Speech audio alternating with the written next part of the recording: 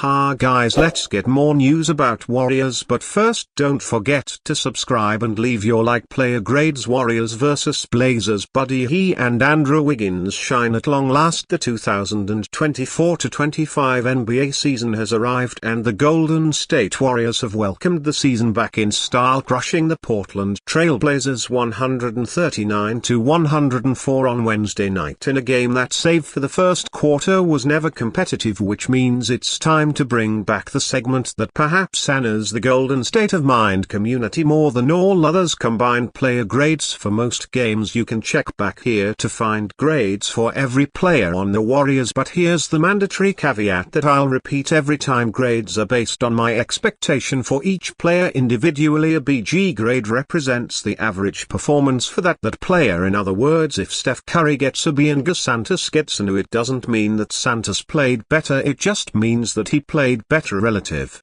to my expectations anyway. Let's get into it. Green looked like he'll have a good season, but there was a fair amount of rust in the first game. His 3 turnovers in just 20 minutes came largely from plays where he read something well but tried to squeeze the ball into a lane that wasn't there and simply forced the issue a little. Those games happen, as Brock P can attest to, but the court vision was there, the blend of quarterbacking and attacking was there, and the strong defense was there. However, it could have been a much worse night for him, as some refs might have given him a second technical foul in the second quarter, resulting in an ejection. You could see the vision and you could see the concerns. Steve Kerr opted for a large starting lineup, putting Kuminga at the 3 despite spending so much time insisting that JK was 4, and you could see why K has felt that way. Kuminga didn't make a 3 and wasn't really spreading the floor. He was erratic and out of control on many possessions and didn't have a very good game defensive while guarding perimeter-oriented players, but the offense still seemed to function well with him on the court, and he helped the team push in transition time after time again. His athleticism was on display and earning 6 free throws, and truthfully it could have been more. It wasn't a good game for Kuminga, but it's still clear why Kerr and I think that starting JK gives the Warriors the best chance to win 25-25. Jonathan Kuminga is blossoming at the perfect time. Klay Thompson is now a proud Texan, and the Golden State Warriors as we've known them for the past decade are dead. That doesn't mean the Warriors themselves are dead. Steph Curry remains an indomitable force and Steve Kerr is a top-tier NBA coach, but the Warriors dynasty has dissipated as Golden State enters the 20,124-25 season with a different feel, different roster and different set of expectations than it has gotten used to. A 22-year-old Jonathan Kuminga comes front and center to help usher in and maybe lead the era of Warriors basketball that follows the most dominant run in franchise history. No pressure. Jonathan in his 3rd NBA season. Kuminga came into his own. He was no longer getting minutes for the sake of his development, he was getting consistent minutes because of his production. Kuminga averaged 16.1 points in 2023-24, a 6.2-point increase from his sophomore campaign. The funny part about scouting players like Jonathan Kuminga is that before they get to the NBA they're viewed as projects, and everyone agrees it will take a few years before they figure out the NBA game, but then they get to the NBA and everyone freaks out when they don't turn into stars immediately. Kuminga in year 3 proved he is still right on schedule. Kuminga played 1 season for G League Ignite instead of attending college. During that short stint with G, the 6'8" forward had plenty of show-stopping moments where he flashed the bounce ball handling and strength that would eventually make him a lottery pick, but also had moments that made it clear he would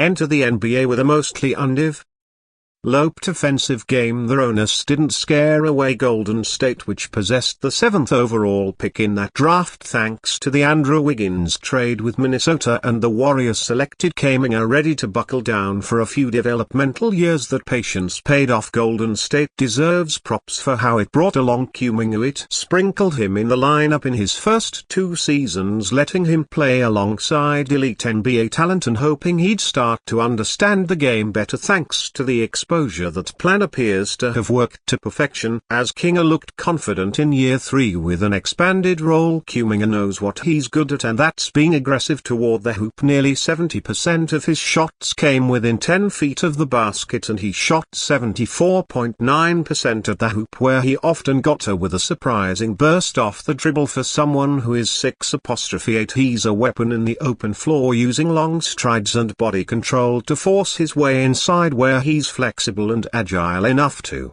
finish consistently. He's there type of player that if you saw him playing in an open gym, you'd probably think he's the best basketball player alive. Size, burst, strength, agility and power don't combine like this very often. Kinga's mix of strength and twitchiness is a big reason he had so many fans in NBA scouting departments, and he's turning those traits into production at the highest level. He also cuts well, and being on a team with Draymond Green and Steph Curry is an important skill to possess. He bursts through lanes when defenses are preoccupied with number 30, often finding himself open under the basket. He also has the audacity to attempt dunks from areas where most other players wouldn't dare. The outside shot remains a work in progress, as the Warriors knew it would be when the franchise drafted Kuminga. It's not unusable at the moment. Kuminga is a 34.1% three-point shooter in his 3-year career, though his volume has stayed low the whole time, never shooting more than 2.2 attempts per game. Warriorstrade pick lands Giannis. Oh, now for Big H.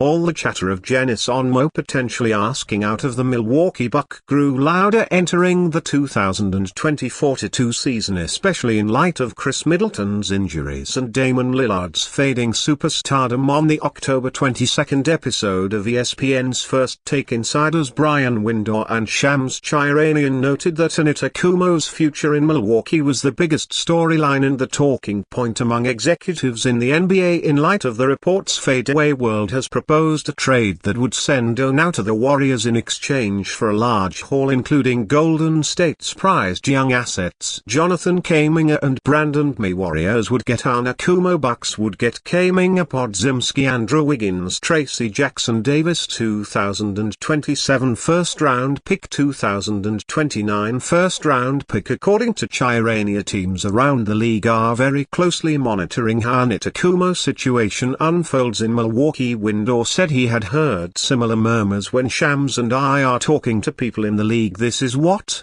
they're talking about, Windor said.